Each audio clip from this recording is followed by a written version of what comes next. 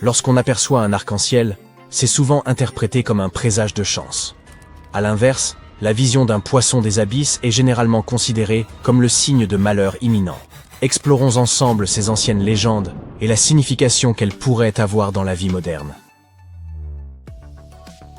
En août 2024, les Californiens débutaient leur journée comme à l'accoutumée. Le soleil radieux les incitait à se rendre à la plage pour profiter du beau temps. Ils s'adonnaient au kayak et à la plongée, lorsque l'un d'eux distingua soudainement quelque chose d'inhabituel. Un poisson de très mauvais augure. La créature, mesurant près de 4 mètres, était un régalèque, un poisson dont seule une vingtaine de spécimens se sont échoués sur les côtes californiennes depuis 1901. Habitant les profondeurs obscures de l'océan, ils sont souvent associés à un désastre imminent. Mais pourquoi ? Selon le folklore japonais, ces créatures seraient annonciatrices de catastrophes. Considérées autrefois comme des serpents de mer, elles sont surnommées les messagers du palais des fonds marins. Elles quitteraient ce lieu majestueux uniquement pour prévenir les humains des ravages à venir. Et voici pourquoi les régalèques sont perçus comme des signes funestes. Leur apparition étant souvent suivie d'un tsunami ou d'un tremblement de terre. Les océanographes eux-mêmes reconnaissent la renommée de cette association troublante. C'est là que les choses prennent un tour étrange. Le régalèque s'est échoué près des côtes de San Diego le 10 août. 2 jours plus tard, le 12 août, un séisme de magnitude 4,4 a frappé Los Angeles. Et ce phénomène n'est pas inédit. En 2011, au Japon, environ 20 régalèques ont été retrouvés échoués le long des plages et des côtes de Tohoku. Peu après, un tremblement de terre de magnitude 9 et un tsunami ont frappé la région. Un incident similaire s'est produit aux Philippines. Le 8 février 2017, un régalèque a été aperçu. Et 2 jours plus tard, un séisme de magnitude 6,7 secouait la ville et les provinces voisines. Bien entendu, il est impossible de prouver que ces événements soient véritablement liés. La Seismological Society of America insiste pour dire qu'il ne s'agit que de superstitions. Et une étude récente ayant analysé ces coïncidences a conclu que cette association n'avait pas de fondement statistique. Mais peut-on dire qu'il n'y a véritablement pas de lien de cause à effet ? Depuis des siècles, les humains ont observé que les animaux adoptèrent des comportements étranges, juste avant les catastrophes naturelles, qu'il s'agisse de séismes, d'inondations ou même de tsunamis. C'est comme si les animaux percevaient des signes qui nous sont invisibles. En réalité, cette théorie est soutenue par de nombreuses études scientifiques.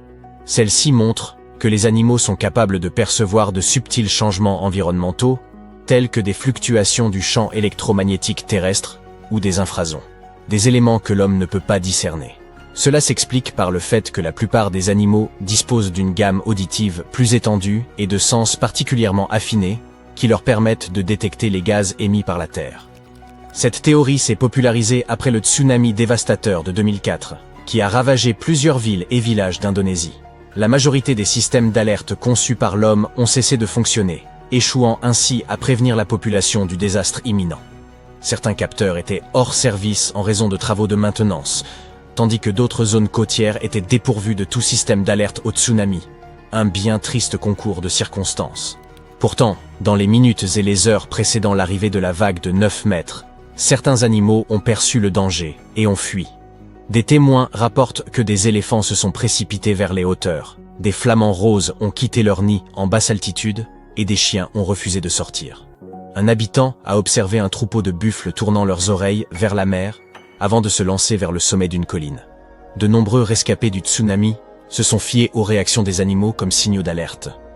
Et ce n'était pas la première fois que l'homme avait recours aux animaux pour sauver sa vie. Le premier récit officiel remonte à 373 avant notre ère.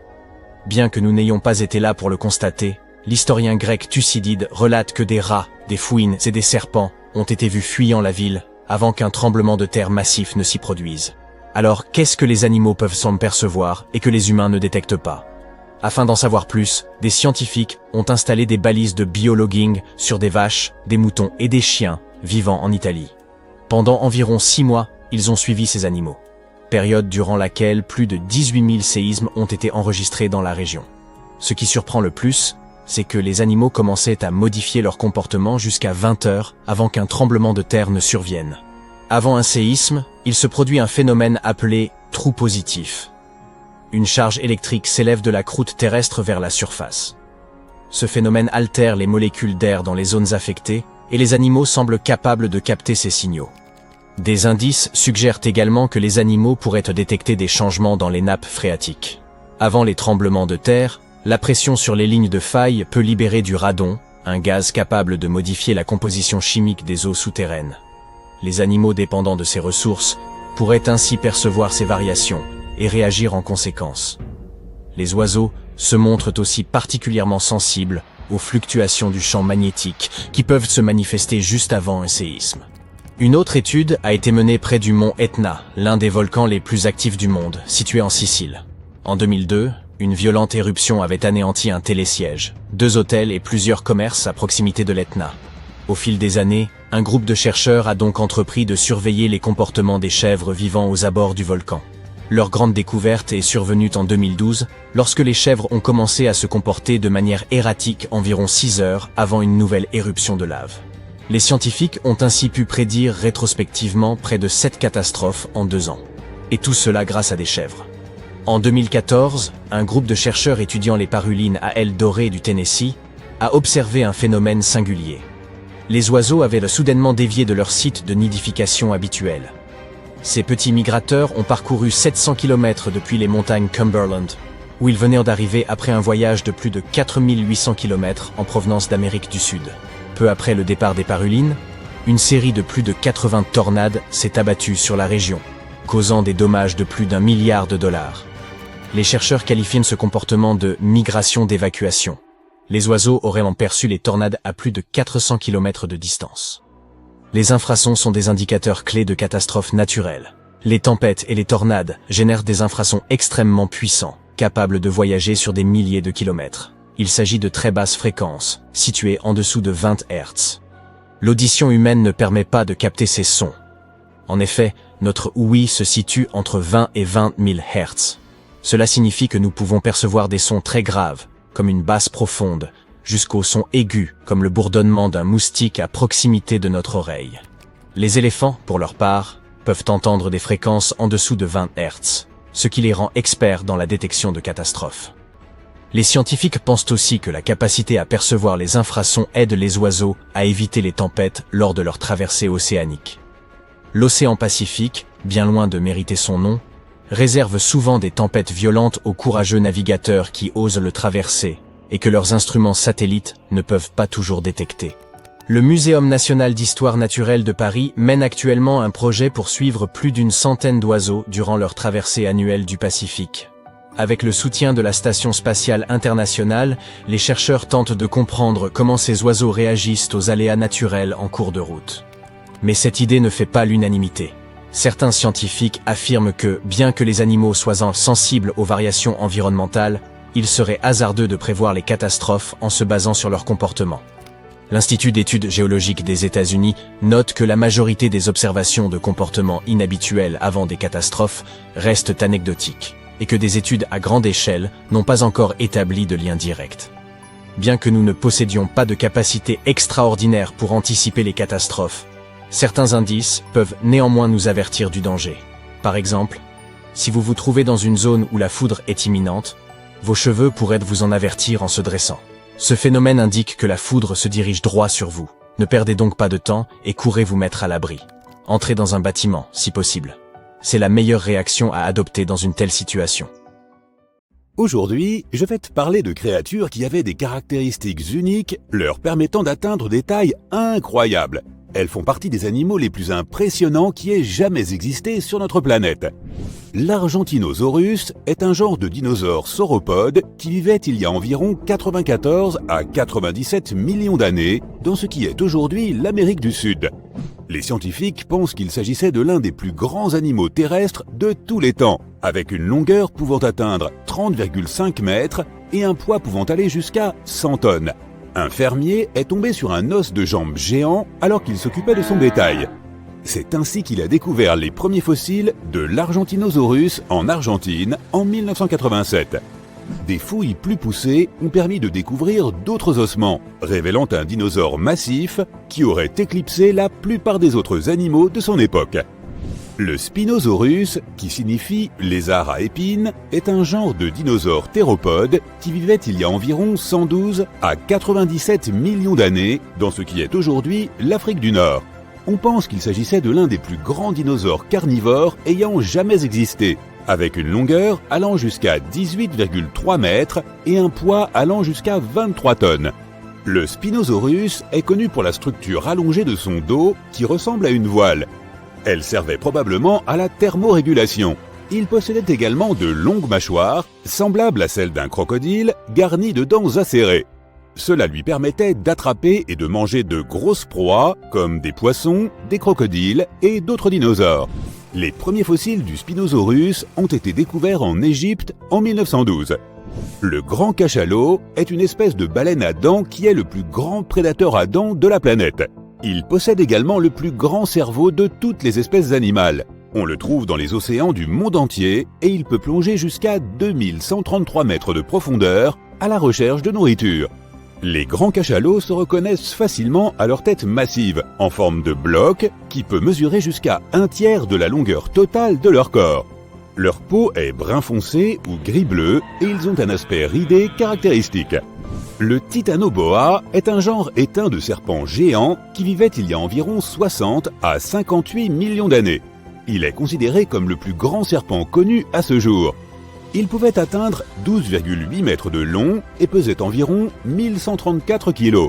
Les premiers fossiles du Titanoboa ont été découverts dans une mine de charbon en Colombie en 2004. Cette découverte a été très importante, car elle a permis de mieux comprendre la taille et le comportement des serpents à l'époque du Paléocène, ainsi que le climat et l'écosystème de l'époque. La baleine bleue, Balaenoptera musculus, est le plus grand animal de la planète, mesurant jusqu'à 30,5 mètres de long et pesant jusqu'à 200 tonnes. Ces mammifères marins vivent dans les océans du monde entier et peuvent vivre jusqu'à 90 ans. Les baleines bleues ont un corps long et fuselé, généralement de couleur bleu-gris avec des motifs tachetés. Elles possèdent une petite nageoire dorsale et 2 nageoires pectorales qui font environ un tiers de la longueur de leur corps. Les rorquals bleus se nourrissent de minuscules créatures ressemblant à des crevettes, appelées krill, et ils en mangent beaucoup. Un seul rorqual bleu adulte peut manger jusqu'à 3630 kg de krill en une journée. Le Lidzictis est un genre éteint de grands poissons osseux qui vivaient pendant la période jurassique, il y a environ 165 à 155 millions d'années. On pense qu'il s'agit de l'un des plus grands poissons ayant jamais existé. Selon certaines estimations, il aurait pu atteindre une longueur de 15 à 17 mètres. Les premiers fossiles de Lidzictis ont été découverts en Angleterre au XIXe siècle. Et des découvertes plus récentes ont été faites dans d'autres régions d'Europe, d'Amérique du Sud et d'Afrique. Malgré sa taille gigantesque, le Lidzictis était un filtreur, semblable au requin-baleine actuel, et se nourrissait probablement de plancton et d'autres petits organismes. Pour ce faire, la créature nageait simplement avec son énorme bouche ouverte, filtrant l'eau à travers ses branchies. Le Ptérodaustro est une espèce éteinte d'oiseaux ressemblant à des flamants roses qui vivaient il y a environ 70 à 35 millions d'années. Il s'agissait d'oiseaux relativement petits, d'une envergure d'environ 60 à 90 cm, connus pour leur bec long et étroit, équipés de structures en forme de peigne utilisées pour l'alimentation par filtrage. Le Ptérodaustro vivait dans des étendues d'eau peu profondes, comme les lacs et les lagunes, et se nourrissait principalement de petits crustacés et d'autres organismes minuscules. L'animal les filtrait de l'eau à l'aide des structures en forme de peigne situées à l'intérieur de son bec, tout en nageant dans l'eau. L'éléphant d'Afrique est le plus grand animal terrestre de la planète, et l'un des plus reconnaissables. Il existe 2 espèces d'éléphants d'Afrique, l'éléphant de savane et l'éléphant de forêt. On les rencontre dans différentes régions de l'Afrique subsaharienne. Ces animaux sont reconnaissables à leur grande taille, à leur peau grise et à leur longue trompe. Les éléphants d'Afrique peuvent mesurer jusqu'à 4 mètres de haut et peser entre 3173 et 6349 kg en fonction de l'espèce et du sexe de l'animal. C'était le plus gros poisson que notre terre ait jamais vu, et sa morsure était assez puissante pour écraser une voiture. La plus grosse dent de mégalodon qu'on ait retrouvée mesurait la longueur d'une télécommande, soit 18 cm. Et il consommait environ 1100 kg de nourriture par jour. c'est l'équivalent de 3300 boîtes de thon. Les plus anciens fossiles de mégalodon remontent à environ 20 millions d'années. Mais vous ne verrez jamais son squelette. Et c'est parce que le puissant mégalodon n'avait pas d'os. Un squelette fait d'os confère à la plupart des animaux leur forme et leur force. Cependant, les requins proviennent de la même sous-espèce que les raies et les poissons-scies, et ont du cartilage à la place des os. Le cartilage est un tissu plus tendre et plus flexible que l'os, mais il est tout de même assez solide pour donner forme au corps et protéger les organes internes.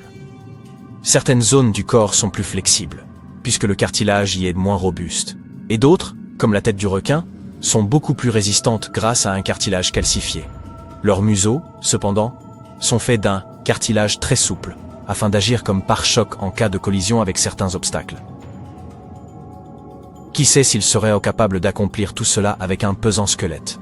De plus, ce cartilage rend leur mâchoire plus adaptable, et ils peuvent ainsi ouvrir beaucoup plus grand la bouche qu'avec une mâchoire faite d'os. Notre héros, Meg, n'y faisait pas exception, et il avait la morsure la plus puissante de tous les êtres vivants, ce qui était également rendu possible par son squelette fait de cartilage. Les requins tirent pleinement parti de celui-ci. Il les aide à nager et à pivoter rapidement pendant la chasse. Un inconvénient de ce type de squelette est qu'il était vraiment difficile pour les scientifiques de déterminer la taille et la forme de notre Meg. En temps normal, ils le feraient en étudiant un squelette fossilisé ou seulement quelques os. Mais dans le cas du mégalodon, ils ont dû émettre des suppositions sur la base des dents qu'ils avaient retrouvées en les comparant avec celles de leurs parents vivants. Une imagerie 3D récente a été partiellement basée sur des scans de vertèbres que l'on avait découvertes dans les années 1860.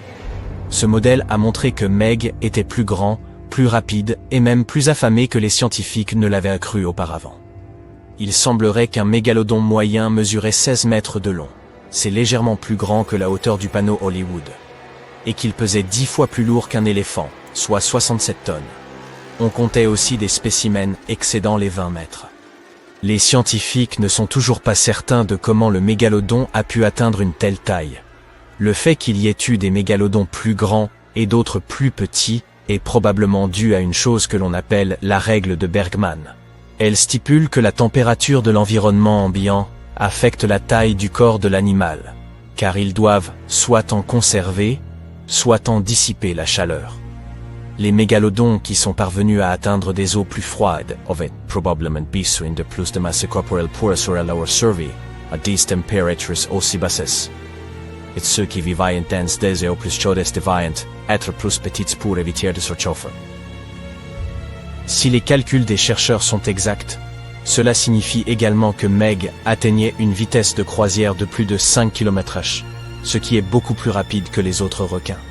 Le grand requin blanc contemporain peut parcourir une distance de près de 11 000 km sans s'arrêter, ce qui représente 9/10 de la longueur du diamètre de la Terre.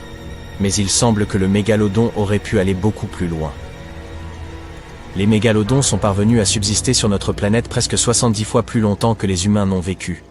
Ils ont parcouru les océans pendant environ 20 millions d'années, et ils vivaient de pratiquement partout, sauf près des pôles.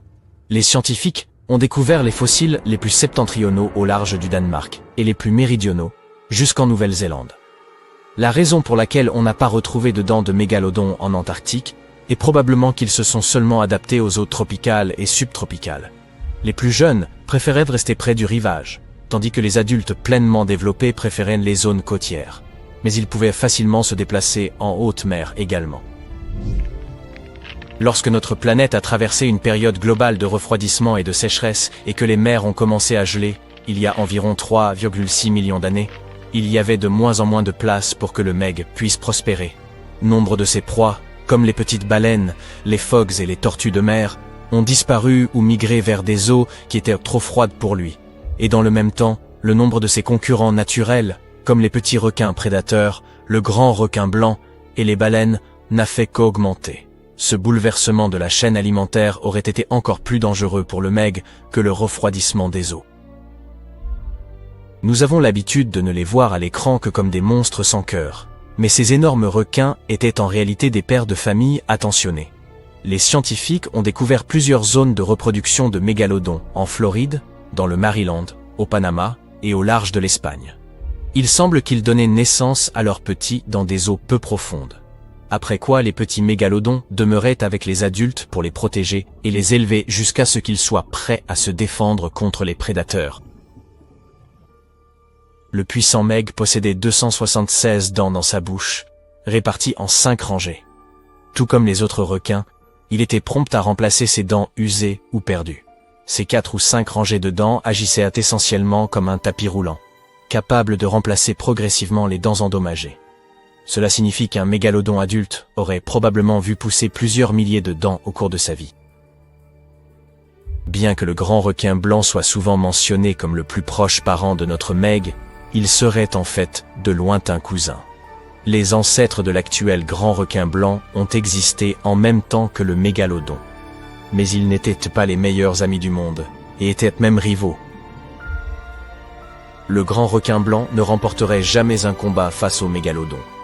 Mais c'était un meilleur chasseur, tirant parti de sa taille réduite et de son agilité, pour se saisir rapidement des proies du géant. Cela ne laissait que les baleines et les plus gros poissons pour le meg. Mais ses réserves de nourriture ont commencé à s'épuiser lorsque les baleines ont migré vers de nouvelles eaux plus fraîches. Plutôt qu'un grand requin blanc, le mégalodon s'apparente plus à un requin bulldog moderne. Il avait un museau court, une mâchoire inférieure plate, et d'immenses nageoires pectorales pour supporter son poids et sa taille. Nous parlons aussi du meg comme d'un géant éteint, mais pouvons-nous être sûrs à 100% qu'il ne se cache pas quelque part alors que nous parlons? Après tout, nous n'avons exploré que 5% de nos océans tout au plus. La fosse des Mariannes est la fosse océanique la plus profonde sur Terre. Vous pourriez y plonger la totalité du mont Everest, et il vous resterait plus de 2 km avant d'atteindre la surface.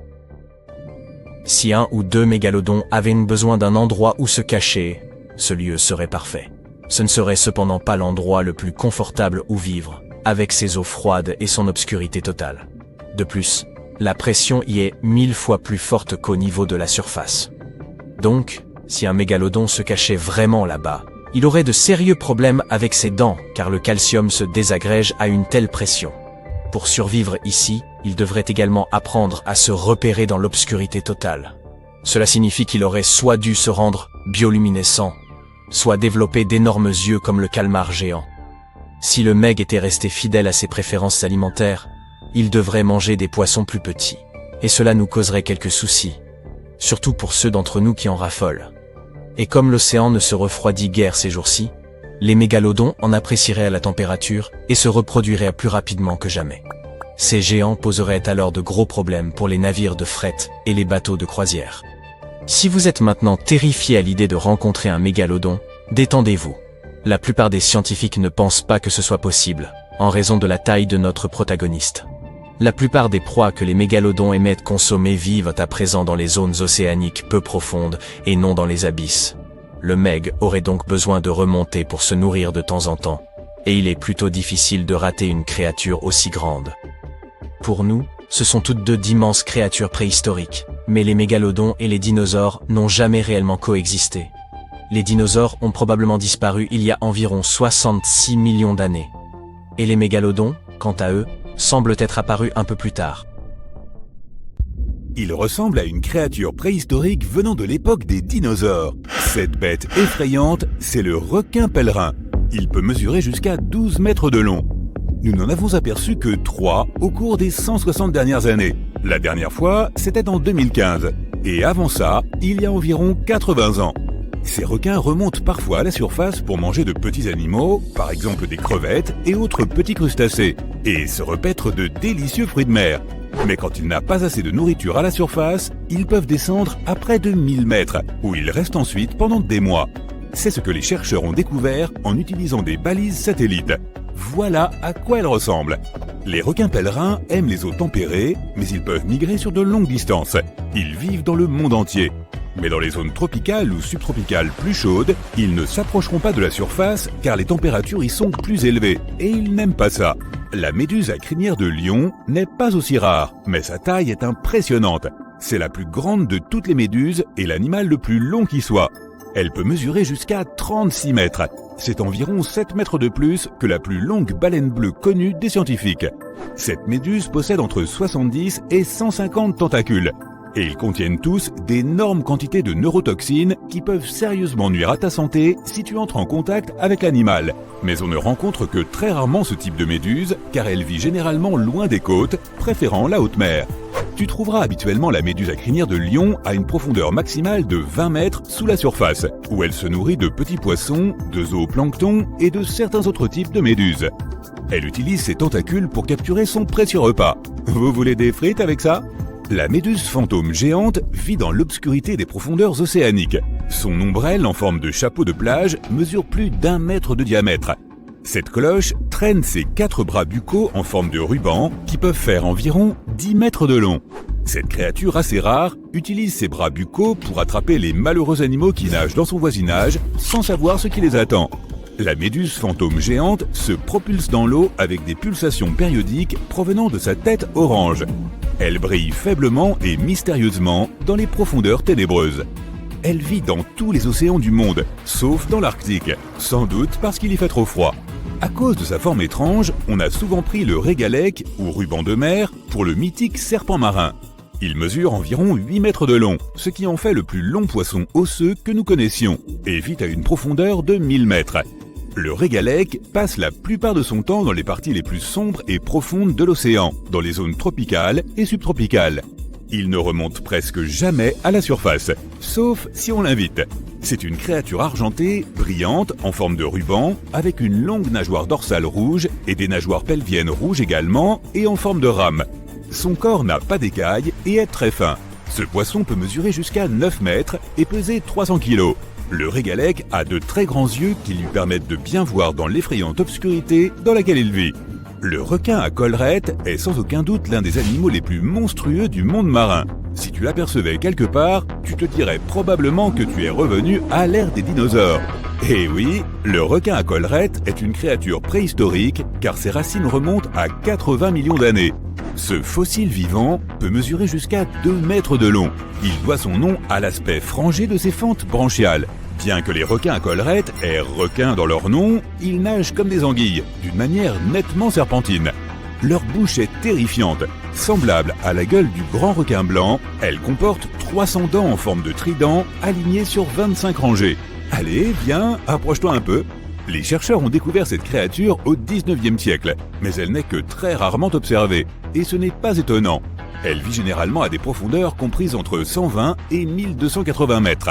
La plupart du temps, le requin à collerette se nourrit de calmars qu'il avale en entier. Ses longues mâchoires lui permettent d'ouvrir très grand sa bouche afin d'avaler des animaux 2 fois plus longs que son corps entier. Les requins lutins sont très rares. Les scientifiques en ont repéré moins de 50 en plus de 120 ans. Mais c'est peut-être mieux ainsi car il s'agit d'un animal plutôt effrayant, avec un museau étroit et des dents pointues. Il est aussi capable de projeter toute sa mâchoire vers l'extérieur lorsqu'il veut attraper quelque chose. Tiens, ça me rappelle quelqu'un. Tandis qu'il rôde dans les sombres profondeurs de l'océan, le requin lutin aperçoit un petit calamar qui lui semble bien appétissant. Le dangereux animal s'approche lentement de sa proie. Lorsque la pauvre créature remarque le prédateur, elle essaie de s'enfuir, mais il est trop tard. Le requin a déjà étendu sa mâchoire sur une dizaine de centimètres. Cette mâchoire est attachée à une partie de sa peau que le requin peut déplier. Cela lui est une grande aide car c'est un animal plutôt lent. Il lui est donc assez difficile de poursuivre ses proies. Après avoir fini son déjeuner, le requin lutin remet sa mâchoire dans sa bouche et s'éloigne comme si de rien n'était. Les requins lutins vivent principalement au fond de l'océan. Comme de nombreuses autres espèces de requins, ce sont des animaux solitaires. Voici une créature de couleur argentée à la peau très rugueuse. C'est le poisson-lune, dont la longueur totale peut atteindre 3,3 mètres. Son autre nom est la mole. Le poisson-lune est le plus lourd de tous les poissons osseux existants. On l'appelle parfois le poisson tête de nageur dans certains pays, à cause de son étrange aspect. Si ces créatures ont une forme si bizarre, c'est parce qu'elles naissent avec une nageoire dorsale qui ne grandit jamais. Elles se replient sur elles-mêmes à mesure que l'animal se développe et forme un gouvernail arrondi.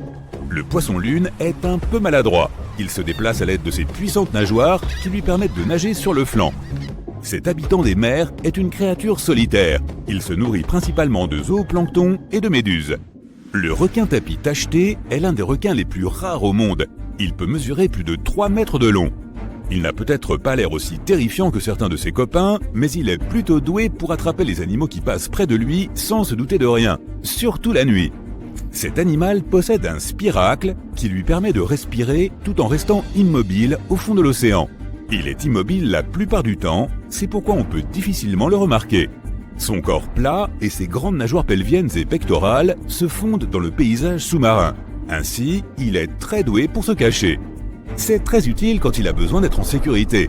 Le requin-tapis est aussi nommé wobgong en langue aborigène. Ils vivent généralement près du plancher océanique, dans les récifs coralliens, sur les fonds sableux et sous les jetées. Ils ont quelquefois été aperçus à des profondeurs à peine suffisantes pour recouvrir leur corps. Les blobfish sont dépourvus de dents et d'os. Ils ne peuvent donc pas chasser activement. Et comme leur masse musculaire est de faible densité, ils se déplacent assez peu. J'ai eu un colocataire comme ça une fois.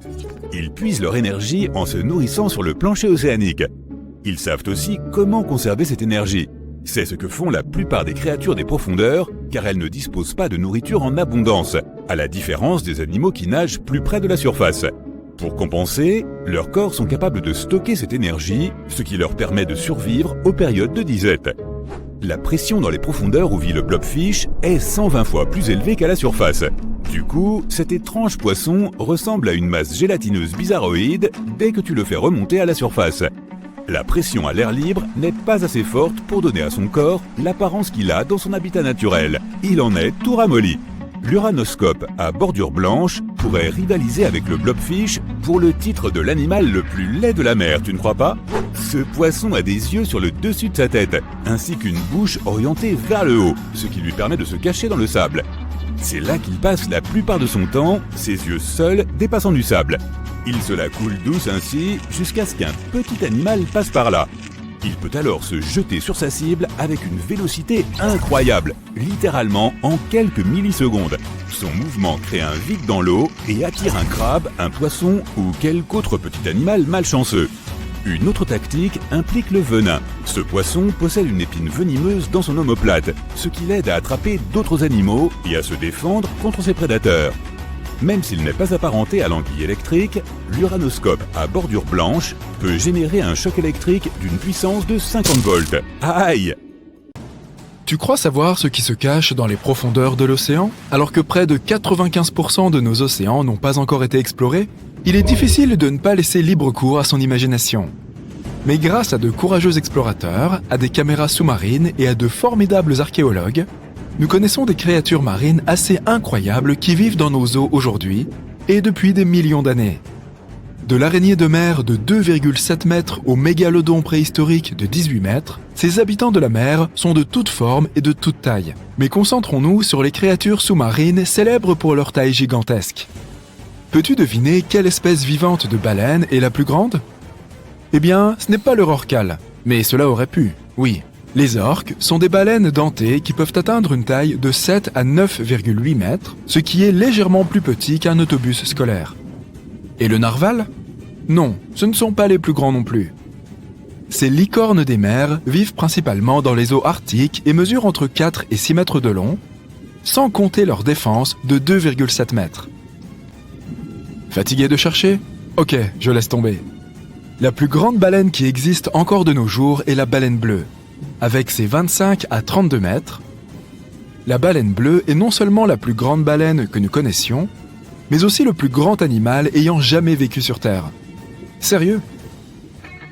Ces animaux sont plus grands qu'un T-Rex et même que le mégalodon préhistorique. Si tu mettais une baleine bleue à côté d'un bus scolaire, on pourrait croire qu'elle va l'avaler. Imagine ça. Selon le National Geographic, la langue d'une baleine bleue peut peser autant qu'un éléphant. Et son cœur peut peser autant qu'une voiture. Cela ne semble même pas possible. Il n'est pas étonnant que ces géants doivent manger environ 4 tonnes de krill par jour. Bien qu'il n'y ait pas beaucoup d'animaux vivants aujourd'hui qui puissent rivaliser avec les proportions gigantesques de la baleine bleue, il existe une espèce entièrement différente qui est un bon concurrent. Et ce n'est pas tout à fait ce à quoi tu pourrais t'attendre. C'est une méduse. Non, je ne parle pas des petites méduses qui s'échouent sur le bord de mer et qui gâchent une belle journée à la plage. Je parle de la méduse à crinière de lion, la plus grosse méduse qui existe. Cet invertébré peut atteindre jusqu'à 36,6 mètres de long. Elles existent aussi en différentes couleurs splendides comme le rouge, le violet ou même des nuances d'orange. Et comme si leur longueur n'était pas impressionnante, la méduse à crinière de lion possède 8 ensembles de 70 à 150 tentacules, ce qui signifie qu'elle peut en avoir jusqu'à 1200 au total. Et voici la géante raie manta océanique, le plus grand type de raie au monde. Leur envergure peut être plus longue qu'un autobus. Ces animaux peuvent atteindre 9,1 mètres de long. Ils ont également le plus gros cerveau par rapport à la taille du corps parmi tous les poissons. Contrairement à leurs cousines les raies, les mantas n'ont pas de queue venimeuse. Et alors que la méduse à crinière de lion et la baleine bleue n'ont pas encore été battues au titre de créature marine la plus longue, il existe une créature marine qui peut devenir encore plus grande en longueur. La galère portugaise, avec ses tentacules, peut atteindre une longueur de 50 mètres, selon le site mentalfloss.com. Bien que cette chose ressemble à une méduse, il s'agit en fait d'un siphonophore. Et il en existe des centaines, voire des milliers, qui sont génétiquement identiques. Leurs longs tentacules aident l'organisme à attraper ses proies, et leur piqûre est mortelle pour la plupart des animaux, et même pour les humains dans certains cas. Ce qui est encore plus effrayant, c'est que si l'un des tentacules se détache de l'organisme pour une raison quelconque, il peut flotter dans l'eau pendant des jours avant de se décomposer. Même s'il se détache, ce tentacule peut encore te piquer. Mais ne fuis pas l'océan tout de suite. Les chances d'être blessé par une piqûre de galère portugaise sont plutôt minces. Cependant, si tu te fais piquer, les effets secondaires ne sont pas beaux à voir, avec des cloques, des crampes d'estomac, un rythme cardiaque élevé et des maux d'estomac. Même si tu ne veux pas t'approcher de ces longues créatures, elles sont vraiment belles à regarder. Regarde toutes ces couleurs. Le Chastasaurus est le plus grand reptile marin qui ait jamais existé. Ces prédateurs vivaient à la fin du Trias il y a environ 210 millions d'années. Ces géants incroyables pouvaient atteindre une longueur de 21 mètres et peser plus de 75 tonnes. Le Chastasaurus était donc aussi lourd qu'une baleine bleue. Et si tu pouvais mettre cette créature à la verticale, elle serait aussi haute qu'un immeuble de 7 étages. Malgré les apparences, elle était en fait assez mince pour sa taille. Sa cage thoracique mesurait seulement 2 mètres de large. On pourrait penser que ce grand gaillard dévorerait les autres dinosaures, mais ce n'est pas du tout le cas. Ce reptile survivait grâce à un régime composé de petits poissons et de céphalopodes, comme les pieuvres et les calmars. L'Albertonecte est un excellent représentant de la famille des plésiosaures, ce qui signifie que ce reptile marin avait une petite tête sur un cou incroyablement long et de grands membres en forme de nageoires qui l'aidaient à se déplacer dans l'eau. Ces créatures occupaient les mers autour de l'Amérique du Nord il y a 76 à 70 millions d'années. La longueur de ce monstre des mers pouvait atteindre 11,5 mètres, le cou prenant 7 mètres de cette longueur. Son cou battait tous les records. Il comptait 76 os. Aucun autre animal connu de l'humanité n'avait autant de vertèbres dans son cou. Les scientifiques ne savent pas exactement pourquoi ils avaient besoin d'un cou aussi long. Ils l'utilisaient peut-être pour ramasser des coquillages sur les fonds marins ou pour capturer leur principale proie, les poissons et les calmars. Ce reptile aquatique avait également des gastrolites dans l'estomac, dont certains pouvaient atteindre un diamètre de 14 cm. Le Tylosaurus appartenait à la famille des mosasaures. Il dominait les mers peu profondes d'Amérique du Nord il y a environ 85 à 80 millions d'années. C'était un énorme prédateur, dont les plus grands représentants atteignaient 13 mètres de long. Il possédait un corps hydrodynamique étroit et une tête émoussée et puissante qu'il utilisait pour éperonner et assommer ses proies. Son corps était équipé de nageoires agiles et d'une longue queue ornée d'une nageoire facile à manœuvrer. Le Tylosaurus était carnivore et son régime alimentaire comprenait non seulement des poissons, des tortues et des petits requins, mais aussi d'autres mosasaures, des plésiosaures et des oiseaux incapables de voler. Voici l'Ophtalmosaurus. Ce reptile préhistorique a vécu à la fin de la période jurassique dans les océans du monde entier. Il pesait environ 2722 kg et mesurait environ 4,9 mètres de long, selon le site newdinosaurs.com. Soit à peu près la même longueur que le beluga de nos jours. Il est dommage que ces animaux se soient éteints avant que nous n'ayons eu la chance de les voir nous-mêmes, car leurs grands yeux caricaturaux et leurs traits de dauphin sont plutôt mignons. Bien sûr, les ophtalmosaurus ont évolué au fil du temps pour devenir des ophtalmologues, ou médecins des yeux, comme nous les connaissons aujourd'hui. Non, ce n'est pas vrai, je voulais juste voir ta réaction. Le mosasaure est un prédateur véritablement gigantesque qui dominait les mers du monde entier il y a environ 66 millions d'années. Selon les preuves fossiles, certains spécimens pouvaient mesurer plus de 15 mètres de long. Cela fait de lui le plus grand carnivore marin de son époque. L'un des aspects les plus terrifiants de cette créature était sa tête de crocodile, ornée de centaines de dents tranchantes comme des rasoirs, organisées en 2 rangées sur les 2 mâchoires. Le fait est qu'il était assez difficile pour le mosasaure d'attraper ses proies dans l'eau. C'est pourquoi il possédait toutes ses dents ainsi qu'une particularité. Des dents ptérygoïdes ancrées sur les os du palais. Cela rendait la chasse et la prise de ses proies beaucoup plus faciles. Le Styxosaurus appartenait à la famille des plésiosaures et vivait à la fin du Crétacé, il y a environ 85 à 70 millions d'années. Au premier abord, tu pourrais confondre ce dinosaure avec un serpent de mer, et ce serait compréhensible de faire cette erreur. Les Styxosaurus mesuraient environ 10,6 mètres de long, mais leur long cou en forme de serpent mesurait plus de 4 mètres.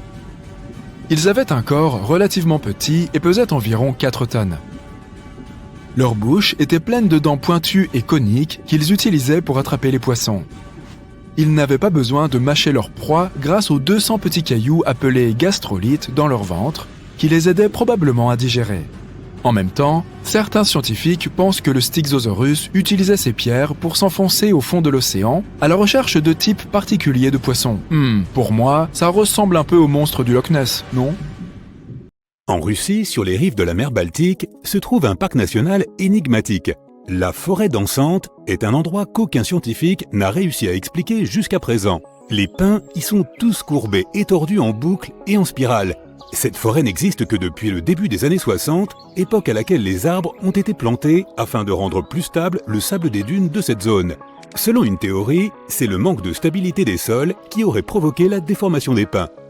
D'autres théories mettent ces arbres tordus sur le compte de la puissance des vents ou encore de forces surnaturelles. Selon certains, des énergies positives et négatives convergeraient dans la forêt, provoquant ces formes étranges. Une légende locale dit qu'en passant dans le cercle d'un arbre, on ajoute une année à sa vie, ou que l'on peut faire un vœu. J'aime bien cette légende. Et puisqu'on parle d'arbres bizarres, il y en a un qui pousse dans la région du Piémont, en Italie. Si tu fais le voyage, tu verras un cerisier qui a grandi au sommet d'un mûrier. Et le plus étrange, c'est que les 2 arbres sont en parfaite santé. Une tempête permanente fait rage au pôle nord de Saturne, et sa forme est très étrange. Elle est hexagonale. C'est probablement dû au gradient des vents. La longueur totale de cette configuration nuageuse est de 14 500 km, ce qui représente environ 1900 km de plus que le diamètre de la Terre. Cela fait des années que l'on observe cet hexagone, mais le plus mystérieux est qu'il change de couleur. Il était autrefois turquoise et il a récemment pris une teinte dorée. La raison de ce changement de couleur est que le pôle se trouve progressivement exposé à la lumière du soleil à mesure que les saisons changent. La pluie n'est pas une chose rare à Oakville, dans l'État de Washington, mais celle qui tomba un jour sous la forme de grumeaux de gelée est encore à ce jour sans explication précise. On assista à cette étrange pluie sur une zone d'environ 58 km². Ceux qui s'en approchèrent ressentirent plus tard des symptômes semblables à ceux de la grippe. Qu'étaient-ce donc ces grumeaux ? Des scientifiques affirmèrent qu'ils contenaient des globules blancs humains. Des tests ultérieurs récusèrent cependant la présence de noyaux caractéristiques des leucocytes. Certains dirent ensuite qu'il pouvait s'agir de méduses évaporées ou peut-être même de déchets provenant d'un avion de ligne. Les pierres glissantes, également appelées pierres mouvantes, se déplacent toutes seules dans le parc national de la Vallée de la Mort en Californie, laissant de longues traces dans la terre et le sable sur leur passage. Diverses séquences en accéléré ont été réalisées afin de témoigner de l'étrange phénomène. Les scientifiques ont même installé des navigateurs GPS sur certaines pierres afin de démontrer leur vitesse considérable. Selon plusieurs chercheurs, ces déplacements seraient dus aux fines couches de glace qui se forment pendant la nuit dans la vallée et font glisser les pierres avant de fondre ensuite pendant la journée. Mais peut-être que quelqu'un écoute tout simplement les Rolling Stones dans le coin. Non, probablement pas. Le cratère de Batagaïka, en Sibérie, ressemble à l'entrée des enfers. Il fait environ 1 km de long et plus de 86 mètres de profondeur, mais il ne cesse de croître. Plus il s'approfondit, plus il expose ses couches souterraines. Ces strates nous révèlent à quoi ressemblait notre planète il y a des milliers d'années, et les dépressions nous renseignent sur les climats d'autrefois. Le cratère est apparu dans les années 60 à l'occasion d'une rapide déforestation. Les arbres ne jetaient plus d'ombre sur le sol et la chaleur a augmenté. La fonte du permafrost a ensuite entraîné la formation du cratère. Le bourdonnement de Taos, au Nouveau-Mexique, rend les habitants de cette ville complètement dingues depuis les années 1990. Ce bruit à basse fréquence prive les gens de sommeil et les épuise. Des scientifiques ont essayé de trouver la source de ce bourdonnement en vain jusqu'à présent. Divers bourdonnements ont également été entendus au Royaume-Uni, en Australie, au Canada et dans d'autres régions des États-Unis. Heureusement, seulement 2% de la population mondiale est capable de les entendre. On attribue leur cause aux appareils mécaniques, à différentes perturbations du système auditif et même à certains animaux. Le bourdonnement de West Seattle, par exemple, a été attribué à des poissons-crapauds. Le cercle de fées, aussi appelé rond de sorcière ou mycélium annulaire, est une mystérieuse formation circulaire de champignons qui apparaît dans les prairies et les zones forestières. Les raisons pour lesquelles ces champignons s'alignent de cette façon font l'objet de nombreux débats. Selon certaines superstitions, les fées, en dansant, brûleraient les sols, ce qui provoquerait une croissance rapide des champignons. On a découvert au Costa Rica un ensemble d'environ 300 sphères mégalithiques. Les habitants les appellent las bolas, ce qui signifie simplement les boules en français. Ces pierres sont presque parfaitement rondes. Certaines d'entre elles sont énormes, pesant jusqu'à 16 tonnes. Par ailleurs, elles sont faites de différents matériaux, de gabbro, de calcaire et de grès. Elles étaient jadis placées juste devant la demeure des chefs, mais leur origine nous est encore inconnue. Certains prétendent que ces pierres seraient originaires de l'Atlantide. Ouais. Si tu vas voir le Mékong fin octobre, tu auras la chance d'apercevoir des boules lumineuses surgir de l'eau et s'élever dans les airs. Les habitants de la région appellent ces boules lumineuses boules de feu des Nagas. La taille des feux varie. Ces boules rougeâtres peuvent être aussi petites qu'une étincelle et aussi grandes qu'un ballon de basket. Il peut y avoir des dizaines, voire des milliers de boules chaque nuit. Les scientifiques ne disposent d'aucune explication précise concernant ce phénomène, mais il pourrait être dû aux gaz inflammables dégagés par les marécages. Certains habitants superstitieux pensent qu'elles sont dues à un serpent géant qui vit dans le fleuve. Au Minnesota, sur la rive nord du lac Supérieur, se trouve un parc surtout connu pour abriter le Devil's Kettle, ou bouilloire du diable. Il s'agit d'une chute d'eau qui se sépare en deux. Une partie de la rivière continue, tandis que l'autre partie disparaît dans un trou du sol. Si tu jettes un objet dans la bouilloire du diable, il ne réapparaîtra pas. Les scientifiques ne savent toujours pas où va l'eau qui tombe dans le trou. La Devil's Kettle est considérée comme dangereuse parce qu'il est presque impossible d'en retracer le cours. Et oui, pas le meilleur endroit où faire du tubing. Les grugnons sont des poissons connus pour leur étrange rituel d'accouplement. Les femelles sortent de l'eau et grimpent sur la rive. Elles enfoncent leur queue dans le sable pour y pondre des œufs. Après fécondation par les mâles, les œufs restent cachés dans le sable. La marée haute arrive et emporte à la mer les petits qui viennent d'éclore. Les scientifiques ne parviennent toujours pas à expliquer ce mode de reproduction. Les habitants de la campagne du centre de la Norvège, au-dessus de la vallée d'Esdalen, peuvent souvent voir des lumières flottantes blanches, jaunes et rouges traverser le ciel. Ces lumières apparaissent de jour comme de nuit et dans les années 80, elles furent même aperçues entre 15 et 20 fois en une seule semaine. Les lumières d'Esdalen peuvent durer quelques secondes et parfois plus d'une heure. Les lumières bougent, semblent flotter ou même se balancer. Certains scientifiques pensent que c'est de la poussière de fer ionisée qui est à l'origine de ces lumières. D'autres disent que le phénomène est dû à une combustion de sodium, d'oxygène et d'hydrogène. Mais la plupart des gens pensent qu'il s'agit tout simplement d'avions. Le parc de Yellowstone possède un célèbre lac bouillonnant, mais ce n'est pas le seul endroit au monde où l'eau est naturellement en ébullition. Au plus profond de l'Amazonie se trouve la rivière Chaney-Timpishka, longue de 6,5 km et chaude en permanence.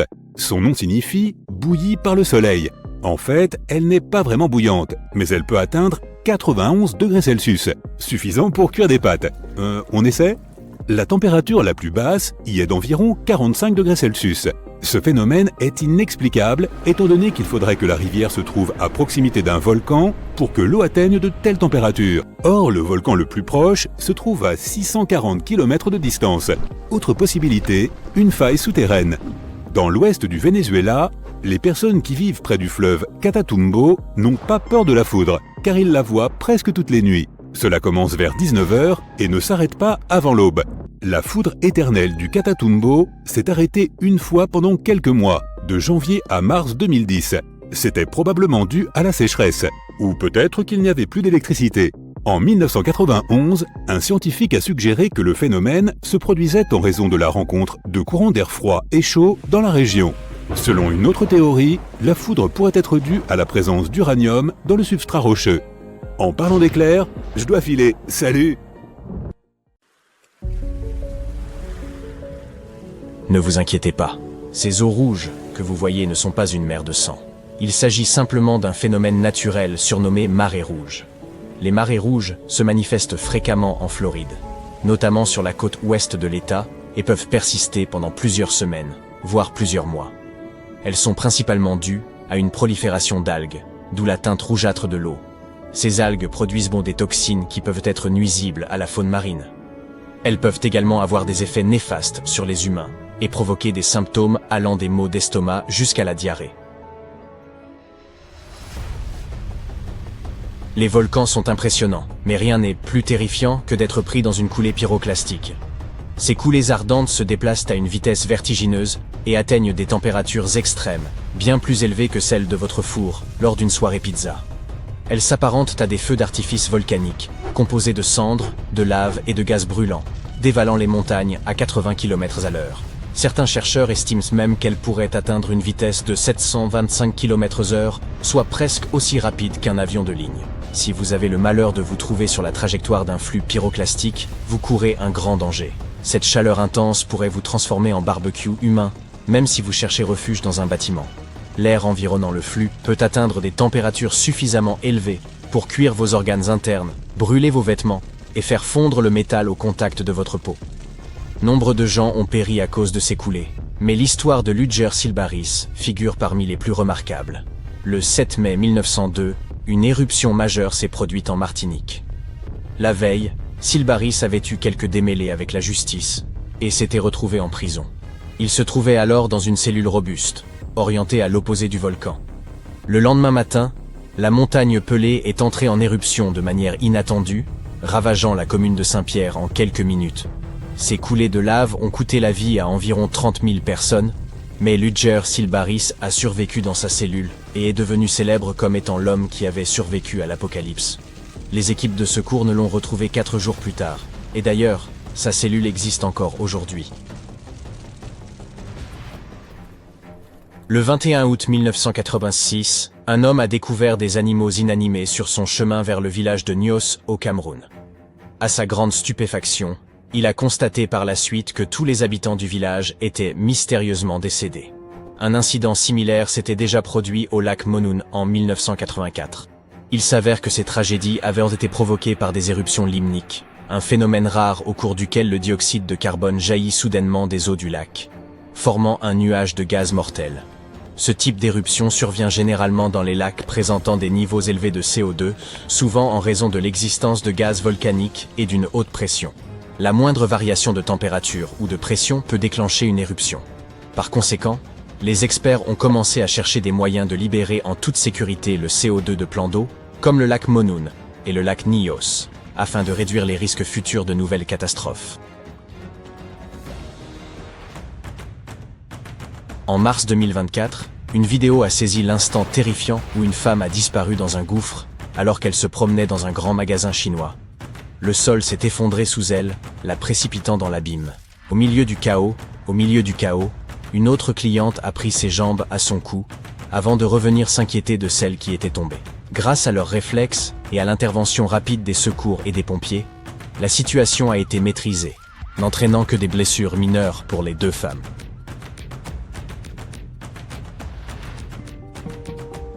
Ce nuage en forme d'enclume est un imposant nuage composé de particules de glace, se formant au sommet des grands orages ou d'énormes cumulonimbus. Sa forme plate résulte de l'ascension de l'air au sein de l'orage, qui se disperse en atteignant la stratosphère. On le surnomme enclume, car sa forme rappelle celle de l'outil d'un forgeron. L'air provenant du cumulonimbus est plus frais que celui de la stratosphère, ce qui limite son ascension.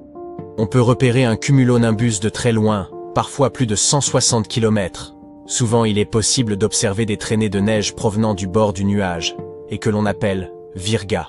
La neige se volatilise avant d'atteindre le sol en raison de la sécheresse de l'air. Si vous remarquez des nuages dont le sommet ressort ou qui semblent gagner en hauteur, c'est ce qu'on appelle un sommet protubérant, le signe d'une très puissante tempête. Les cumulonimbus sont réputés pour produire des éclairs dangereux. Généralement, la foudre provient du bas d'un orage, mais les cumulonimbus peuvent générer une foudre exceptionnellement puissante depuis leur sommet. Celle-ci peut frapper de manière imprévisible, à une distance pouvant atteindre jusqu'à 50 km. Il est donc important de surveiller attentivement ces nuages, si vous en voyez un se former à proximité.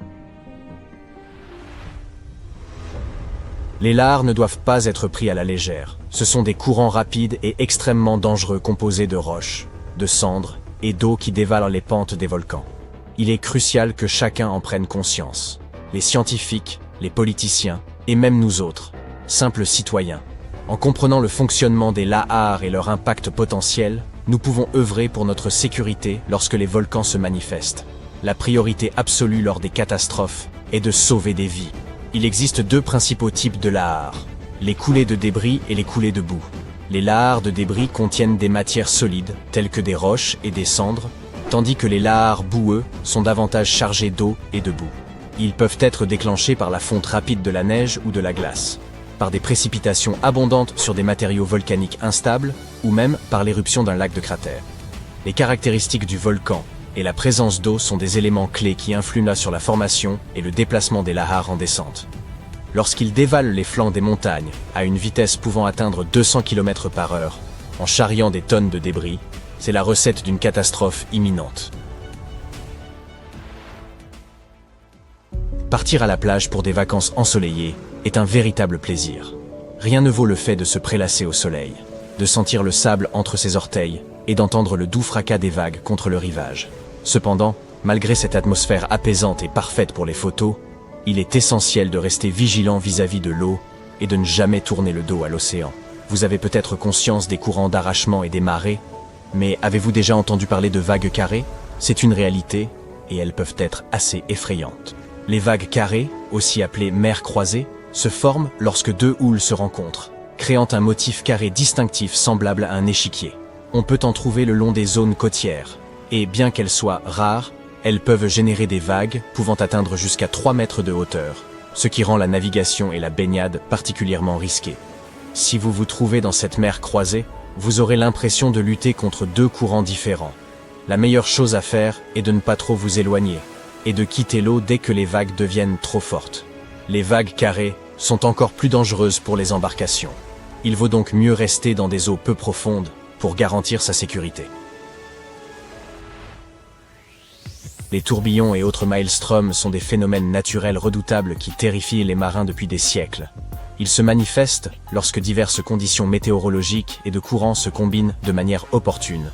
La plupart d'entre eux ne présentent pas de danger tant que vous les évitez, mais il est important de comprendre leur nature et leur formation.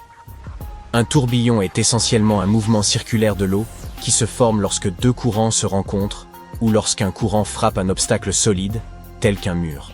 Ils peuvent être de taille variable, selon la vitesse de l'eau et des vagues. La plupart d'entre eux ne représentent pas de danger majeur. En revanche, les maelstroms sont des tourbillons grands, puissants et violents, provoqués par les marées océaniques dans certains détroits. Les courants de marée comme ceux du Saltstraumen et du Moskstraumen en Norvège peuvent engendrer d'immenses tourbillons. Le tourbillon du détroit de Corryvreckan en Écosse est réputé être l'un des plus vastes au monde. D'autres exemples de tourbillons peuvent être observés au Japon, au Canada et en Nouvelle-Zélande.